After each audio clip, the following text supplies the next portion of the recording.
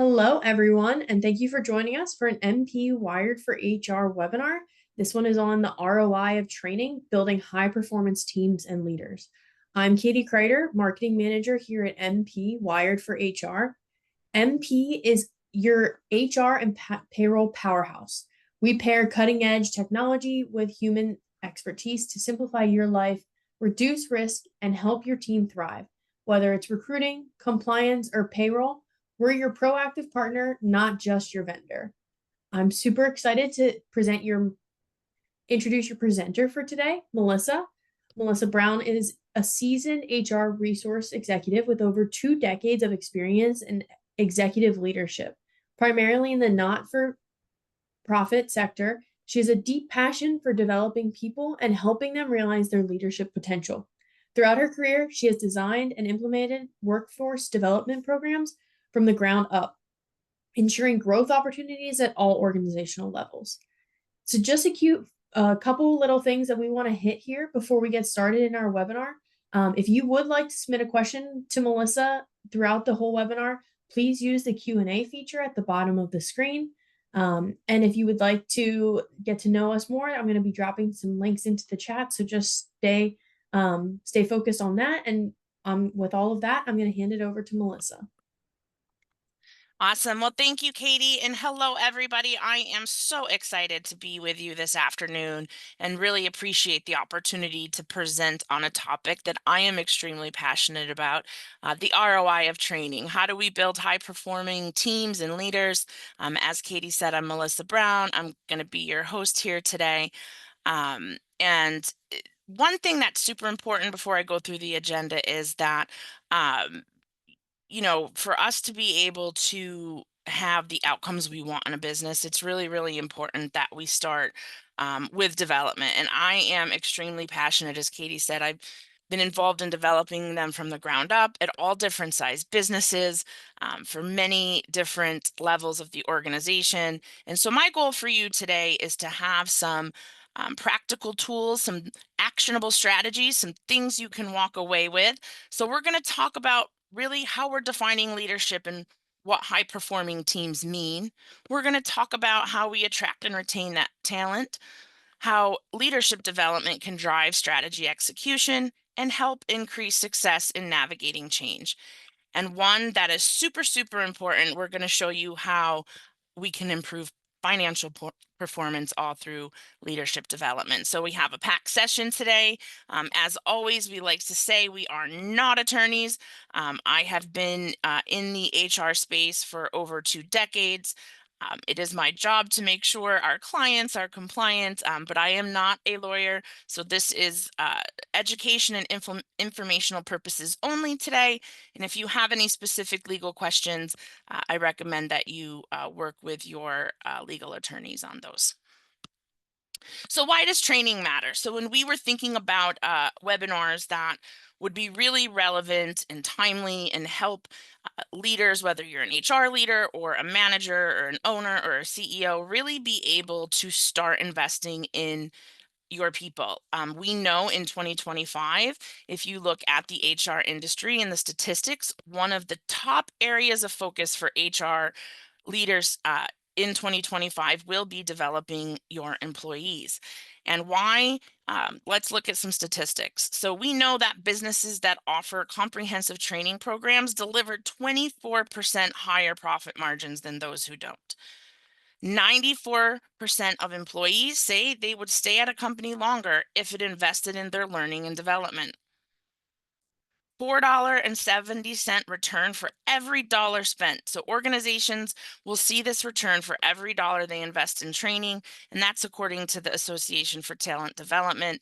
So huge ROI that we're seeing just come across the industry lately on this. And replacing employees, well, we know for those of you that are in HR and you're in recruiting, it can cost up to 200% of their salary. So making investments in training so that they're cost effective and you're retaining people and we're not have to repeat those hiring costs all the time are super important. So we have some financial reasons we should be looking at training of our workforce. We have business outcomes and productivity that we're looking at. And the most important, in my opinion, right, is it helps to develop your people and give them the confidence that they need to be really, really great leaders. So I wanted to just start with how I envision and define leadership. So leadership really is about influencing. It's a process. Leaders are there to guide a group, guide their teams, their departments, right, toward a goal.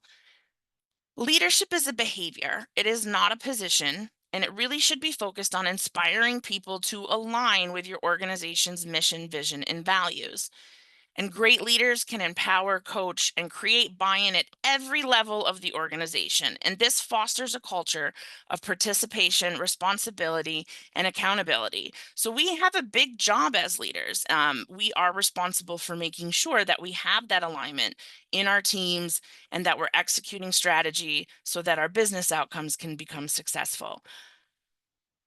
Why do we care about high performing teams? Well, if we have great leaders, right, we have great high performing teams that are also going to help deliver on that strategy. So we look at performance work teams as a group of goal focused.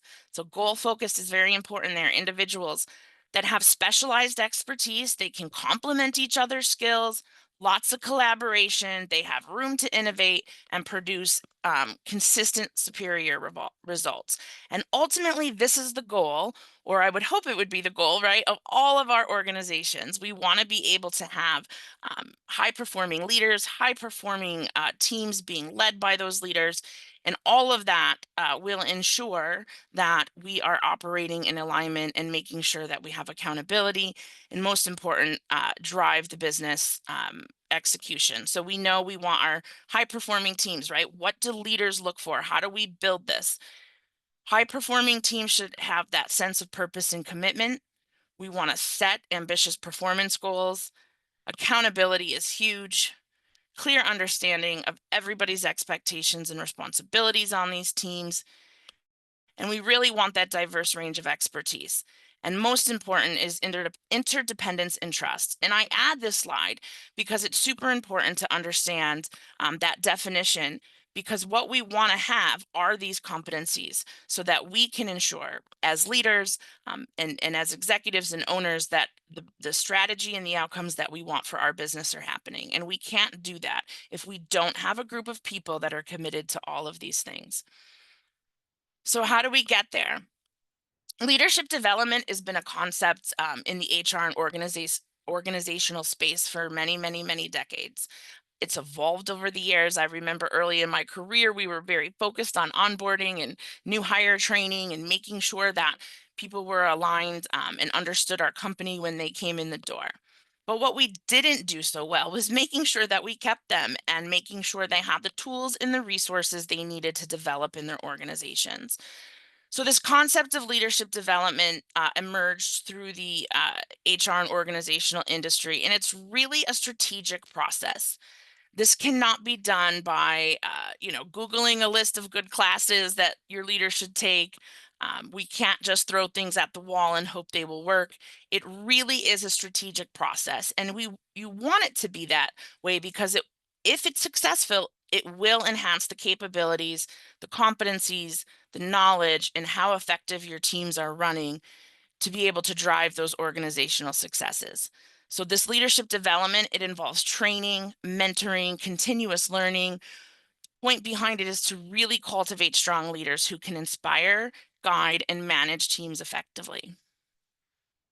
So why do we care about leadership development? Well, we know that only 10% of leaders are considered natural leaders and 90% will need formal development, right? And there's been a lot of debate out there about whether you're a born leader or it's a learned practice.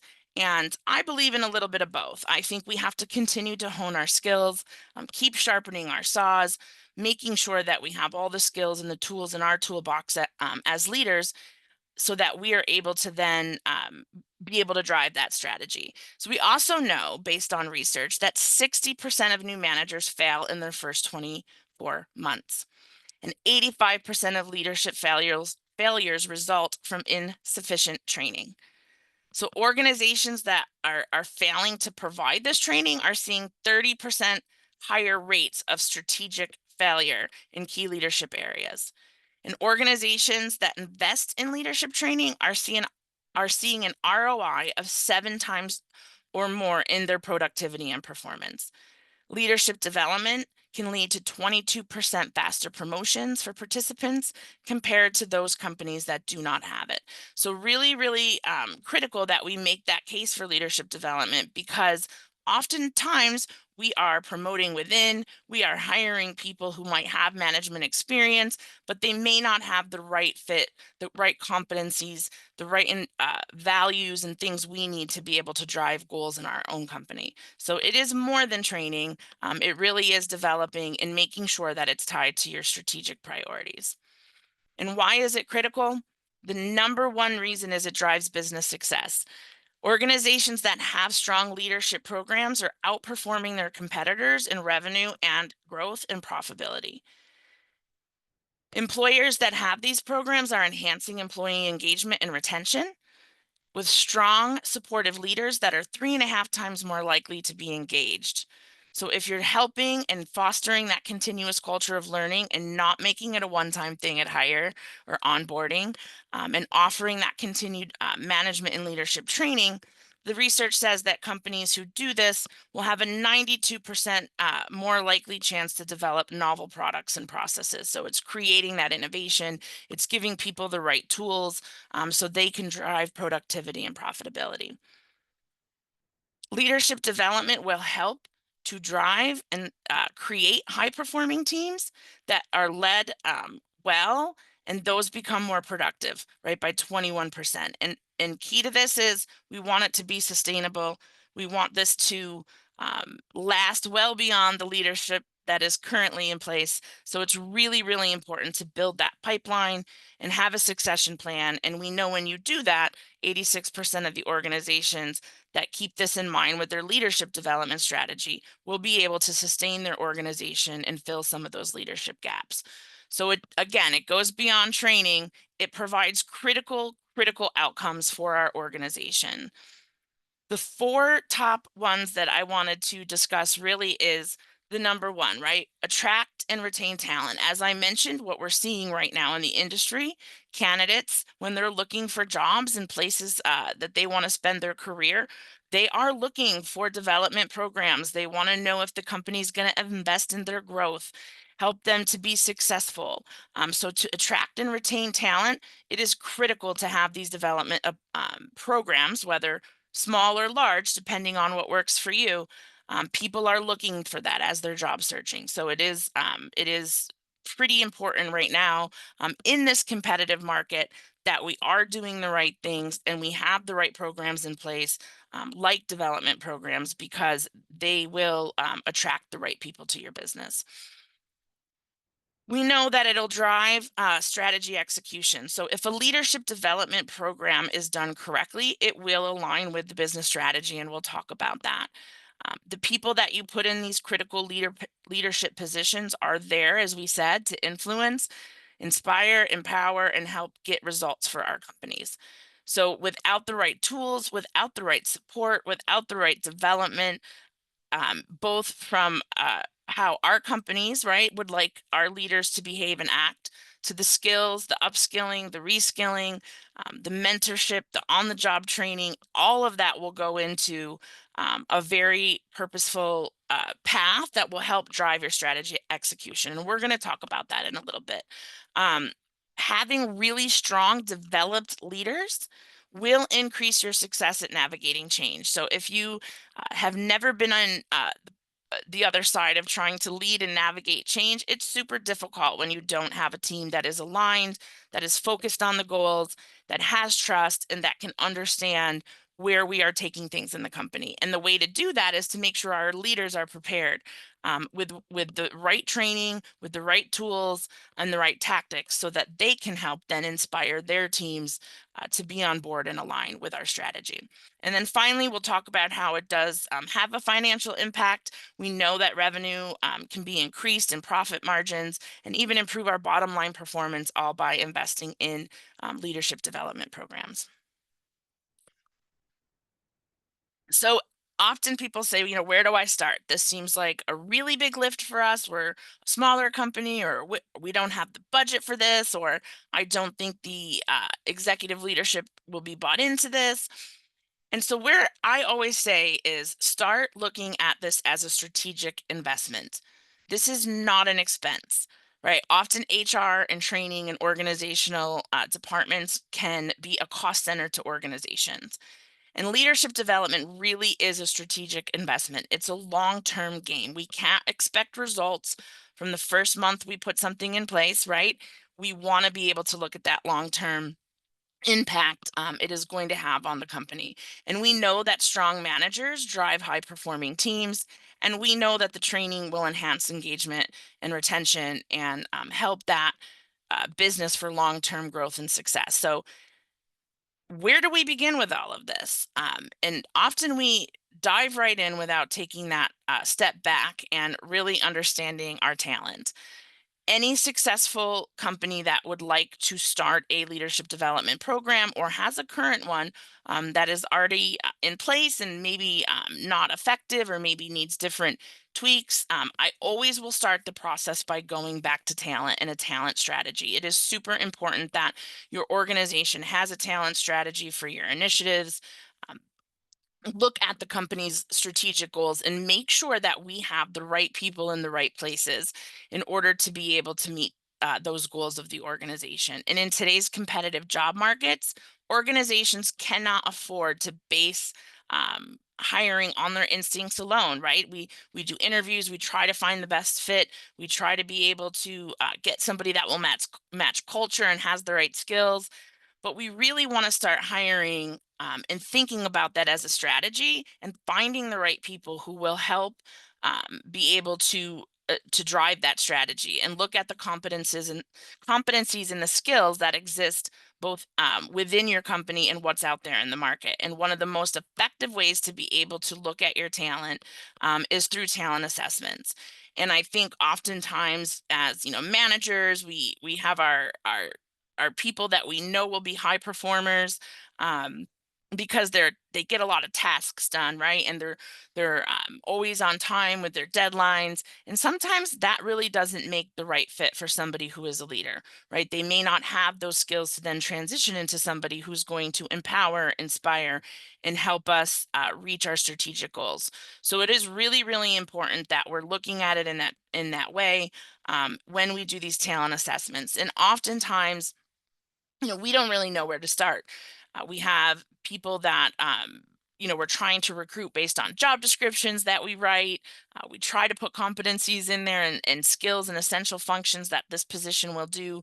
But we really sometimes just stop there.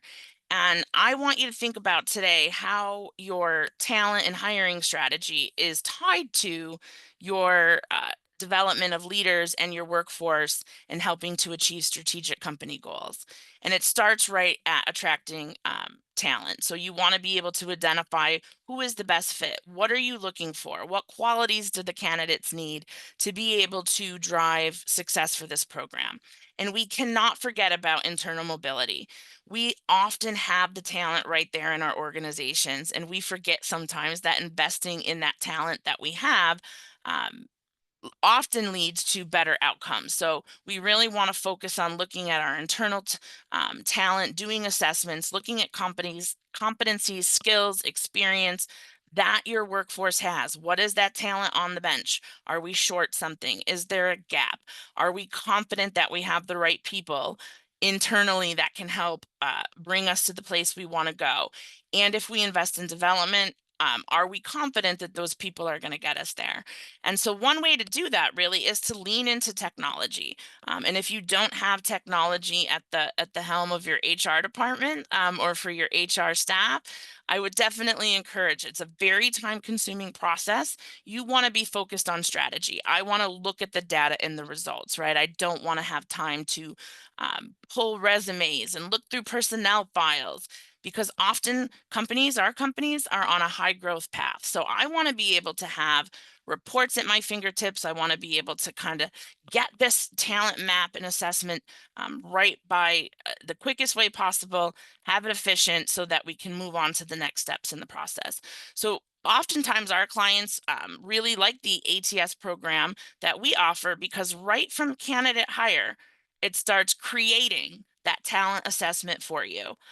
Huge, huge advantage, right? Like I want to know when my new hires come in that I have all of their skills in the system, because my goal from hire is to develop that person. Not everybody wants to be a leader, but everybody wants that development to make them stronger, better, and more confident at their job. So I would recommend leaning into technology. This is what ours looks like, and iSolved makes everything super easy to pull reports and map out talent. So that is where we start first, right? We have to know who our people are. What is it, the talent that we're trying to have come in? And then we want to create this leadership development program. And I have 7 steps that I like to follow, and I've put them in this kind of high level graph because I have, as Katie said, started them from the ground up, failed many, many times, and that will certainly all be part of this, right? We have to do trial and error. Sometimes things won't work. Sometimes we want to tweak things, but we really have to have a path and a strategic way to get to that learning culture that is ideal at our organization. And we really want to start with defining those business goals and leadership needs. We want to look at key competencies that are going to get us there. We have to select the right training methods. Not everybody's going to learn by webinar or by live training or by reading books, right? We have to look at the right training methods that are going to work for our organizations and for the goals that we are trying to achieve. We want to then create a structured learning path, and that could be very individualized to somebody's skills and upskilling that they need. It could be tied to the leadership competencies for the organization so that we can have alignment, everybody's on the same page, and we are customizing those to what our own organizations have a need for. Then we have to measure. So the number one key to ROI is data. And purposely, I wanted to name this training the ROI because we can't get there without data. So if you are not collecting metrics now, if you're not looking at workforce data and analytics, I really, really encourage you to start. It is a former CHRO. I can tell you, data really was the way to make a business case for anything. I want to see live real data that tells me about my workforce, that tells me why I should invest in these things. Tell me if it's been successful and what is the impact to our company. Again, from those 4 pillars I talked about earlier: attracting talent, driving business outcomes, and making sure we're getting some financial ROI on there too. So after we do all that, then you want to secure executive buy-in. And so oftentimes I have started with executive buy-in. And I will say, take it from me, right? You walk in and you say, I want to do this leadership development program. What a wonderful idea. And the first thing you may hear is, great, right? How much is it going to cost me? We can't afford this. We don't have time, all sorts of things. It's much easier to make that business case if we have all of the work done, right? We know there's a need, we found a gap, we identified leadership competencies that are going to be important to get us to the goal. We know how we want to train people, and we have a structured learning path. So now you're presenting this to get executive buy-in with a little more meat than just an idea. And once we have that buy-in, the goal then is to have that continuous culture of learning. So let's break these down into each individual step. So the first step, understanding business goals and leadership. Why do we care? Why is this important? So strategic alignment ensures that employee growth directly is contributing to the company's success. So we want people to have personal development. Absolutely. We want them to have stretch goals for themselves. But it's really, really important that our programs are looking at the growth that that employee needs to make sure that our company is going to have the success that we are after. Maximizing ROI on training. When we look at training that's purposeful, intentional, strategic, we will see a measurable return in productivity, performance, and revenue and growth. Alignment is key. And we play a really critical role into make sure that our workforce has those capabilities, and that we're tracking the right things to show that productivity. Enhancing our workforce capabilities. So often our strategic goals and things that the company are trying to achieve operationally, um, that will dictate the skills and competencies that you need at your organizations for future success. So, for example, when we were starting our leadership program in my past life, before I joined MP, we knew we wanted to build and grow different companies that had different skill sets that not one of us had experience in doing. So, we formed things from insurance companies to housing to all sorts of things. And that was a stretch and outside of a lot of comfort zone for our employees. So what we did was do this competency and skills map. We were able to say, okay, if we want to start a pharmacy, a housing program, another retail chain, whatever it is that you're looking to do for your goals, this is going to be a critical step. And then we go back and look at that talent assessment and say, okay, where are those gaps? Do we have the right skills we need to be able to successfully launch or implement this program or achieve this goal? We know employees are more engaged when they personally see how their growth aligns with the company vision. There's nothing more powerful when your employees from the front level all the way up to top leadership understand their role and how their job and their position and the things they're doing are aligning and tying to and making a difference in the company's vision and goals. So really having a development program for your workforce will help everybody from the front line down, right? Be able to be aligned, be retained. They feel supportive. They feel like they have an understanding of what's going on in the company. They know where we want to go. Therefore, they will. We've seen results where productivity will be higher because of those things. Risk mitigation and compliance. So we know development is super important for compliance. We want to make sure that employees know all the legal risks for maintaining organizational integrity. So that is certainly a component of leadership development and making sure that we are have the right people in place and that our goals are aligned to making sure that we are not at risk or have any things that might put us in danger or stray us from our organizational strategy. So really really important to train your leaders and develop and have them understand the risks that are involved with the company goals as well, so that we can help make sure that we're supporting them through these programs. We have to build stronger leadership pipelines. So most companies I would think are on a growth trajectory. So if a company is planning to scale rapidly, we need to make sure we have people on that bench, right? And we have to make sure not only do they have to write the right skills, but as I always say, as one may win the lottery and go take a trip to the Caribbean, we have to make sure we have the next leader ready or the next person ready, right there to keep continuing our strategies. So disruption in organizations, when you're on this growth trajectory, because you don't have the pipeline in place, will really slow down your growth. So, for example, we you want to launch a company and we know that we have to hire, so many healthcare professionals, and we want to make sure we have a strong bench. So you may want to overhire. You may want to make sure you're in a constant recruiting of a certain skill set that you may need. So lots of different things, but the point of us being able to have these leadership development programs to support and train our employees is to make sure that we're building that pipeline, and that often starts with your internal staff as well. Good trained leaders will make sure that they are offering their teams the same opportunities to be able to support our goals as a company and really train future leaders. That's what we're looking for with these programs. Data driven decision making is super important. You'll hear me talk about this later, but leveraging HR analytics, having metrics and showing performance improvement is super critical to ROI, and we want to make sure that we're tracking these things and documenting them.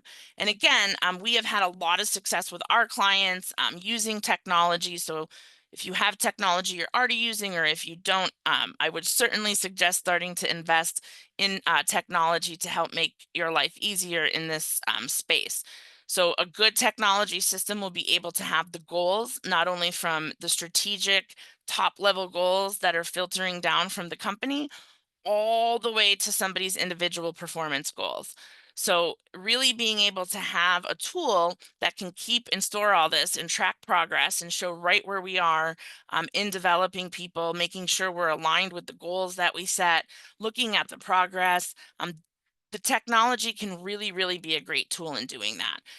And if you ever have to say, is this working? Right? We've all had to answer that question to executive leadership. And where is your team? And how are we progressing on these things?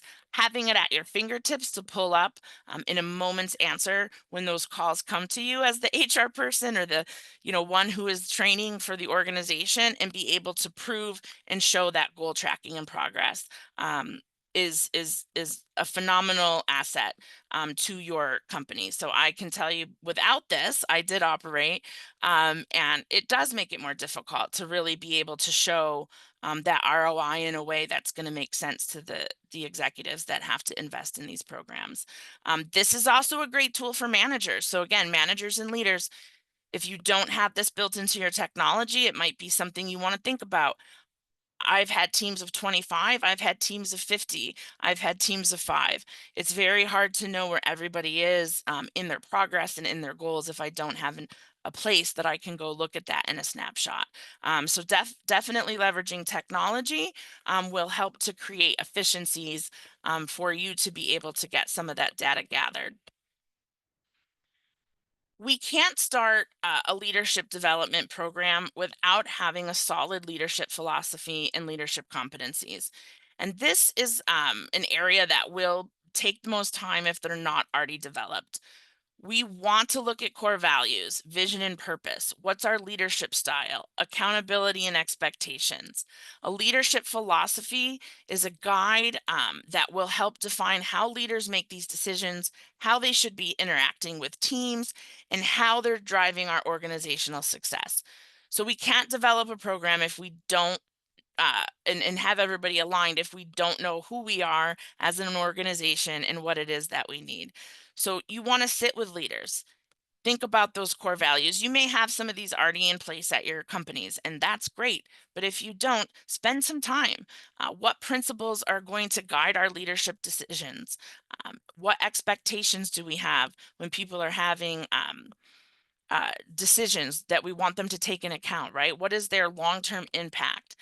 How is this going to help us? What kind of leaders do we want? How should leaders be engaging with their employees? What kind of leadership style works best for what we are trying to accomplish?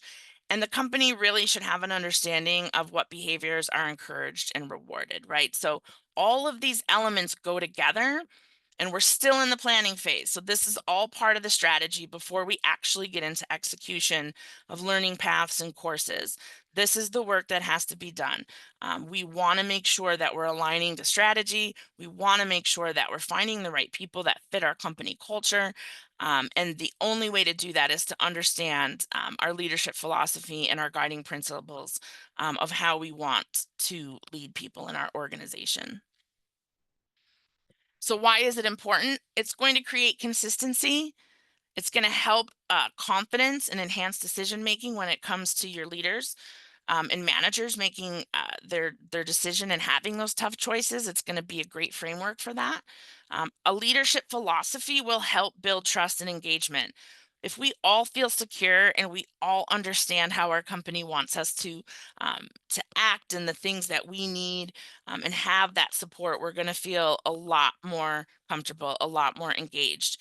Trust is key. If your employees are not feeling very secure in their leaders, this should tell you that there might be some gaps there that we have to back up and set some expectations. And a leadership philosophy will help you do that.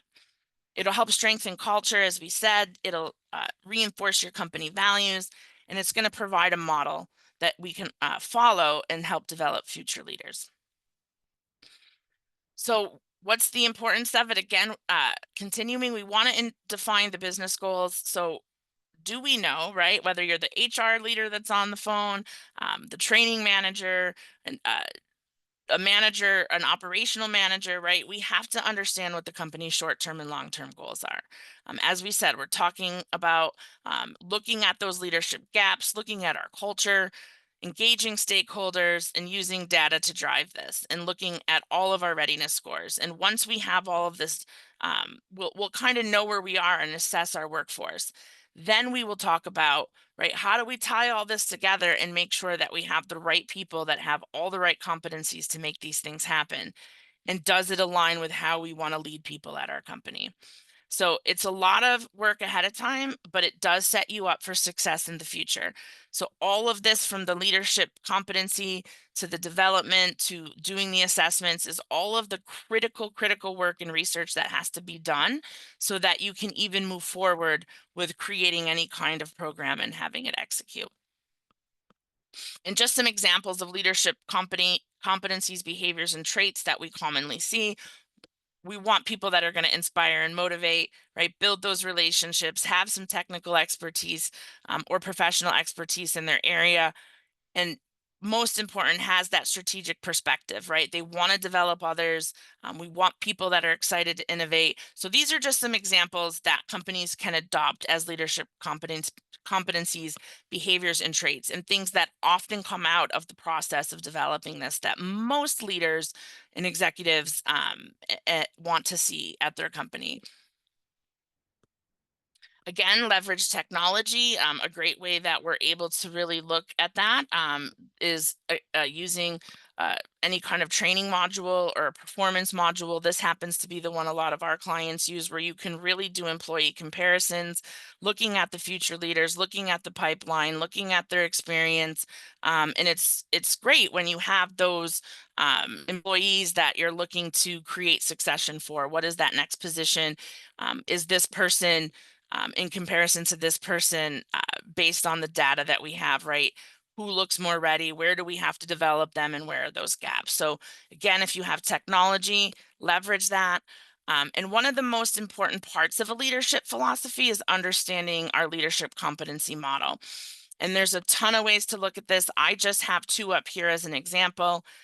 We take effective leadership at the core of what we're discussing, and we think about what are those competencies that are most critical that we want to focus our training paths on. So in this particular example, this company defines effective leadership as having good critical strategic thinking skills, being able to have excellent people management skills, being excellent in execution and getting results, and having strong emotional intelligence. So this leadership competency model now becomes the framework, because these are the things that are important at our company and what we need to develop our learning paths. The other one, that is the triangle that's upside down, that is one I actually prefer to start with, which ties a lot with the competencies. So we know good leaders have to be self-aware.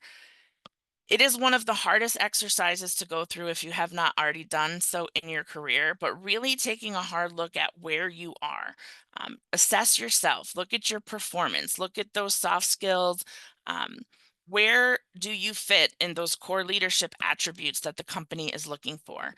Um, if we cannot be self-aware as leaders or employees, it will be really hard for us to be able to buy in and get anything out of these programs. So it really is looking at yourself, being able to say, where do I have these skills? Where could I have some growth? Am I bought into this? Am I aligned? Am I the right fit for this? And be committed to learning those essential skills that are needed, that can apply across your leadership career. So that might mean I'm not the best communicator. I really need to make sure I have some support there. I need to be better at strategic thinking. So I really think I'm going to need some support there. Without that self-assessment, being able to really get yourself aligned as a leader will be difficult to. And often we do this, right? Because we're humans. We think we understand. We think we got the skills. But as we're looking at what the company needs and those competencies, there is going to be some gaps there.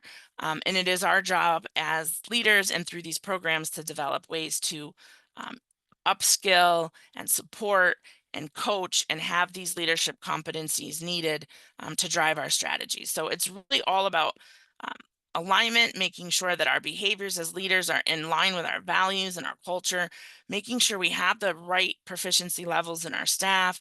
So do we have to start at the foundation? Is somebody more advanced? So it really is a mishmash of all sorts of things that we have to think about before we're even setting up any kind of classes or training. And we have to understand the goal of where we want to take our leaders. So being able to kind of map that out is important. Um, so that gives us a guide and a tool and a path to know that these are the 4 things that I need to think about when I'm developing these leadership programs. And you may or may not heard of the 9-box grid. So that is a critical tool that we use in HR for leadership development and succession planning. It's a framework. It helps identify these targeted areas where we may need a path or a development plan. So a super important tool. Certainly could do a whole training on this. But if you need a good tool for a talent management framework, the 9-box is great. Even better if it's built into your technology. So this is super great. A lot of our clients find this helpful because they have everything from the goals they put in at the very beginning to the check-ins that they're having, tracking all of this, and then really being able to create a 9-box that shows a visual to yourself as the leader or to be able to present to leadership about good succession planning. So our rating system really takes existing employees and plots them in the areas for you, which is great. So there's not really out there, but the technology will work for you and load the 9-box, which is a super cool tool in my opinion. These are hard to create from scratch, but it is a tool that is part of developing leaders, and we will probably have more trainings on these topics specifically and more in depth because it is hard to get a lot of this out in an hour. So stay with me. One big thing that's super important is measuring success with data. If you are not making decisions or proposals for programs like leadership development without data, I can tell you it's probably not going to go far. So with data, we know that we can demonstrate that ROI, we can identify the strengths and areas for improvement, track that progress. All of that work in the first slides we just talked about is leading up to being able to really prove that we have a need for a leadership development program and then prove that it is giving ROI and demonstrating that. And there's lots of tools for your success that we can do, that we can look at. Many probably built into your company's reporting right now. So, look at operational reporting, look at metrics that are looking at how the operation or the department or that function is operating. So things like error reduction rates, taking a look at cost savings from reduced mistakes and compliance issues, looking at customer satisfaction scores, looking at revenue impact and productivity gains, doing leadership surveys. Extremely powerful tool. I'll talk about that in a little bit. But 360 feedback scores are incredibly valuable tool for organizations. It gives opportunity for peers, subordinates, leaders, to really customers, right? People give feedback from all around about this individual. And it really offers a lot of perspective. It shows a lot of areas that you can improve on. And it really helps with that self-awareness that I talked about during the last slide. Some of us think we're doing great. And it is so powerful when you see completed 360 surveys and the words from your peers and your team members to say, I really wish we had more of this. And so it is an extremely powerful tool along with engagement surveys to kind of get a pulse on where things are existing already. Looking at turnover rates, knowledge application, what's your internal promotion rate, things like that. These are all examples of tools and reports and data that you want to be able to become familiar with, comfortable pulling, comfortable reporting on. These are the tools that will give you the metrics you need to make a case for leadership development. And even better if it's built into your technology, being able to do 360 reviews, engagement surveys, whether it's internal, by department, by division, all can be customized. I know a lot of the clients that use iSolved and are with MP really find that to be super effective. Everything is electronic. We can look at some data and some analytics, and feel really good about the feedback that we're getting, being accurate, timely, and really showing us a path to be able to see where we got to build some course paths. So that would be the next step. You do all this work, you understand our gaps, and now we have to present this path, right? What does this program look like? Are you going to do it at one level? Are you going to do it at multiple levels? And I always found helpful to really break down what it is we're trying to accomplish. So we want to be able to create course paths that tailor to that level at the organization. So a great one, emerging leaders. So who are our aspiring and first time managers?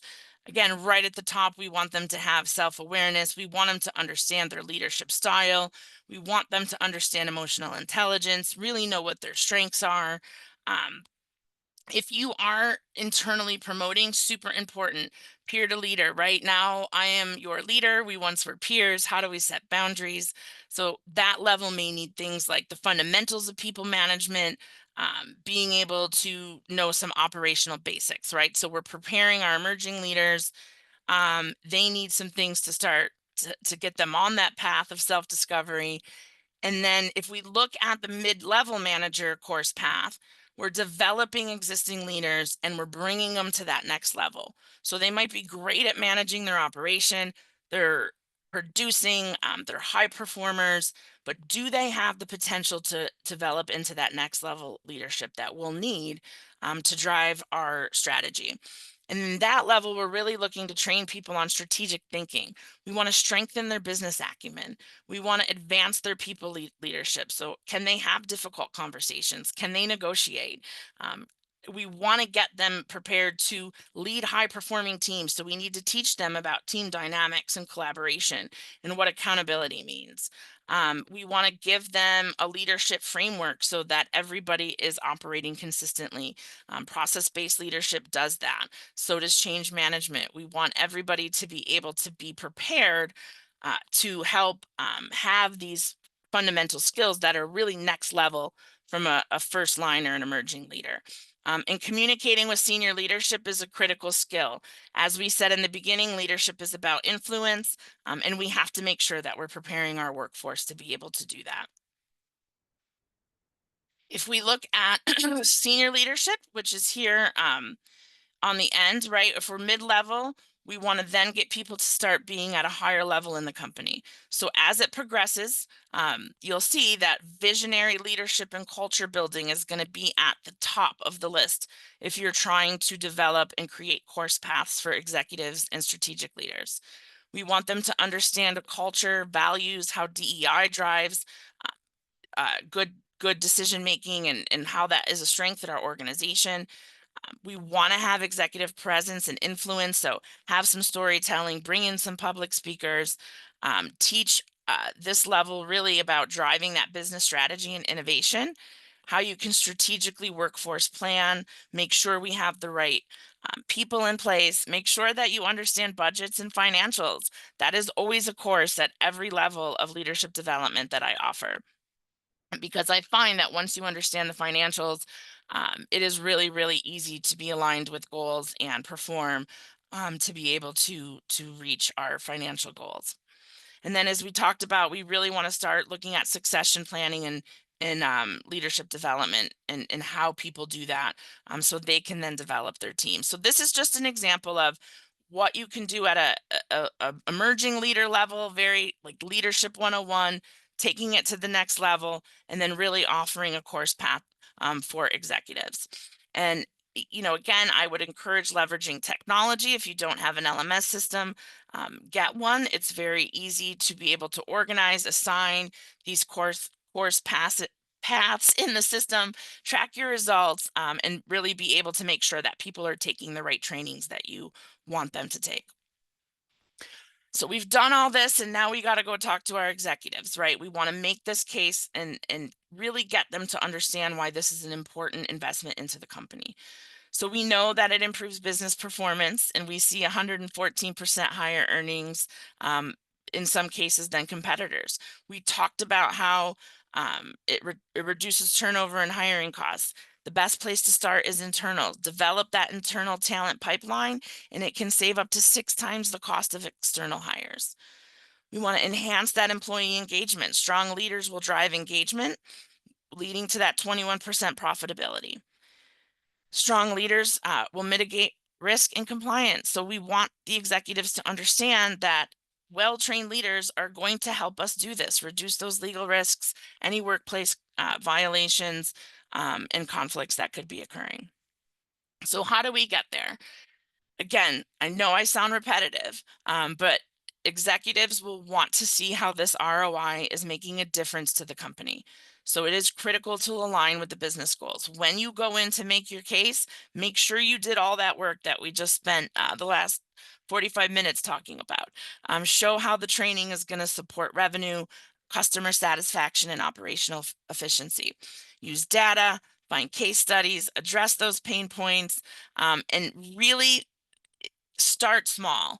I learned that the hard way by trying to do too much all at once. The best effective way that we can test this in our organizations is to get the executive buy-in to start small, prove that impact through a pilot program, measure the success, and then build it from there. So that will be a way to kind of piece this all together, have really good data and metrics that can help you continue to invest these programs. And always get that champion, get somebody who believes in training, um, get an executive sponsor, somebody that can help, um, champion this development of our workforce in place for you. And again, the best way to do that when you are trying to make a case is to look at your data. Um, if you have the opportunity to look at people predictive analytics in your technology system, this is lights out for you. You'll be able to take reports, be able to predict where our talent gaps are, look at trends and be able to make some predictions about performance. This in our system is all customizable. You can give executives this dashboard that shows exactly where the training is going, where the company stands in certain areas that are important to them, and really allow us to look at those predictive elements and be able to tweak our strategy along the way. So this is a super important tool. If you have a way to have analytics built into your system, great.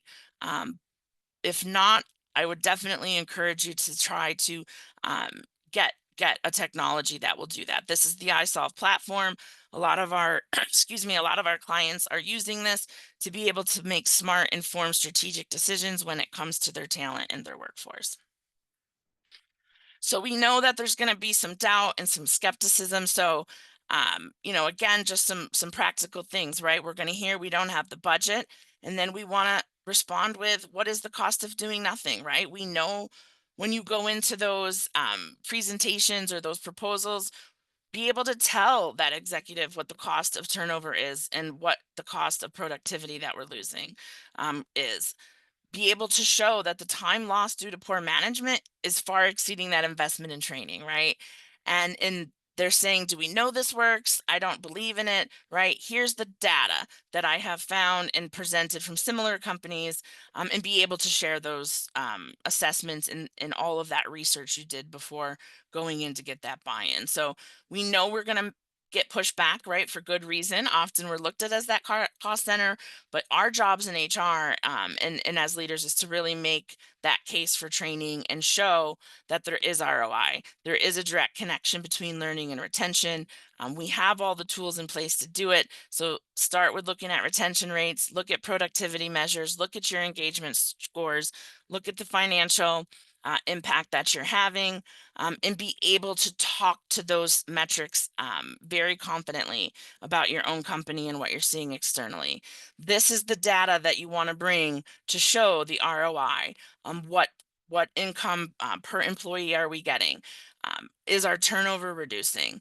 To be able to get that ROI, I have a formula at the bottom. So we want to look at our net training benefits minus our training costs divide that by your training cost times 100, right? And so this will is just one example of one formula that you can use to be able to show that ROI in training. Great to be able to do that if you decide to start a pilot program. You want to be able to implement that ROI training formula right from the start, to be able to show that impact and be able to grow that program and have that budget in the future.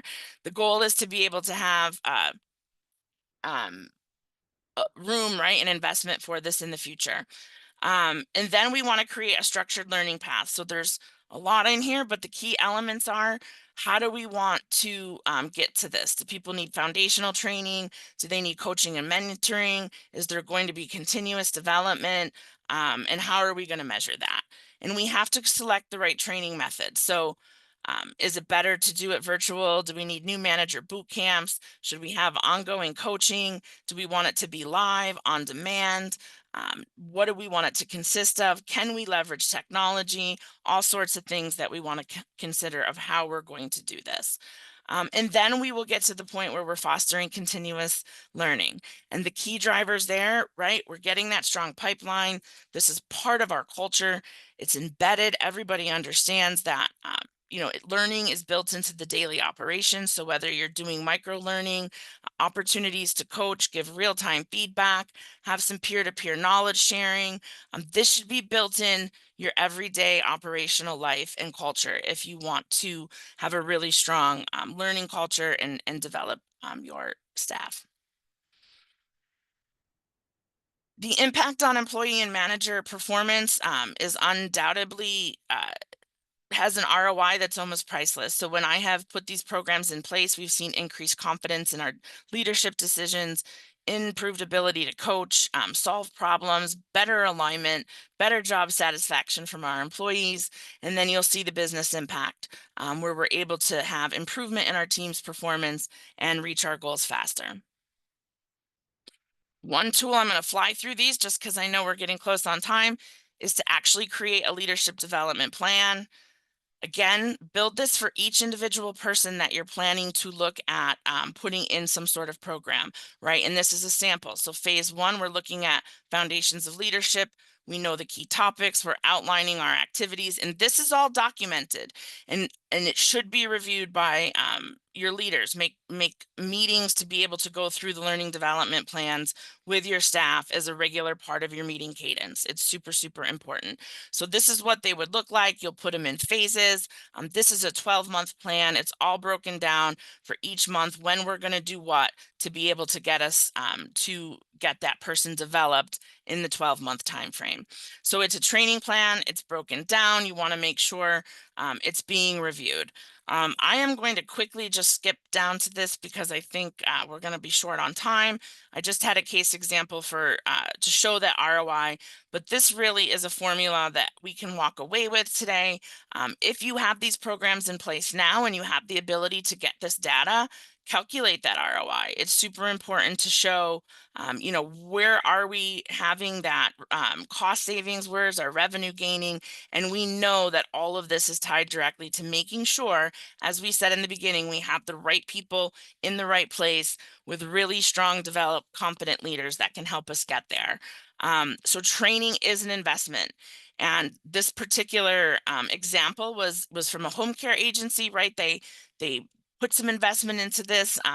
They have their reduced turnover. They identified that metric, figured it out. It was $160,000. When they looked at the revenue gains and then took the cost of training, they're looking at a 440% return on investment because they were able to better support their leaders, give better training to their frontline staff, and really be able to improve customer satisfaction.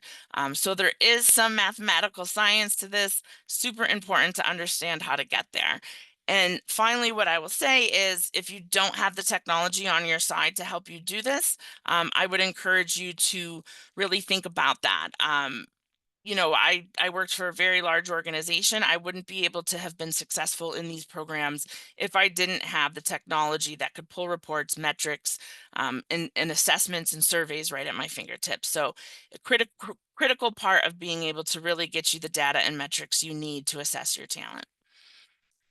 So that was a lot. I feel like, as I said, we can have webinars in the future, and I'll propose that so we can maybe break down each step. But I appreciate your time today. And so, given everything that we talked about, if it makes sense to you and want to learn more about leadership development programs, please reach out to us. I know Katie will have all of your contact information, and there's questions in the chat, and I promise I will follow up on all of them, and we'll put them back out.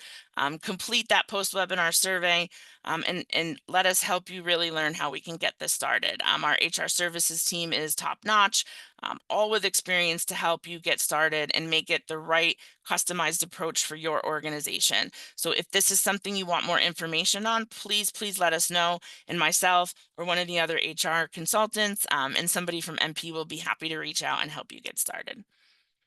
So thank you. And if there's anything else, I guess I'll turn it back over to Katie to end the webinar. Thank you so much, Melissa. You're Amazing as always. And this is very MP fast. does offer HR consulting services where you would get to work with an HR pro like Melissa, and she'd be able to help you optimize your business and customize that plan directly to your needs and what would make sense for you. So if you're interested in that too, please reach out. We would love to take a look at your business and see how we could help. Like she mentioned, we do offer an HR technology powered by iSolve where you can get all of the technology you saw today and more right at your fingertips. Your job, our goal is to save you time so you can do your job. If any of you are interested in the system or HR consulting services, check out the link that I dropped into the chat. And we have an amazing implementation team. Not to brag, but we do have a 100% on time start. So you can be set up for you, personalized to make this an amazing asset and not a time suck. Please don't be scared because I know you all probably have some implementation horror stories.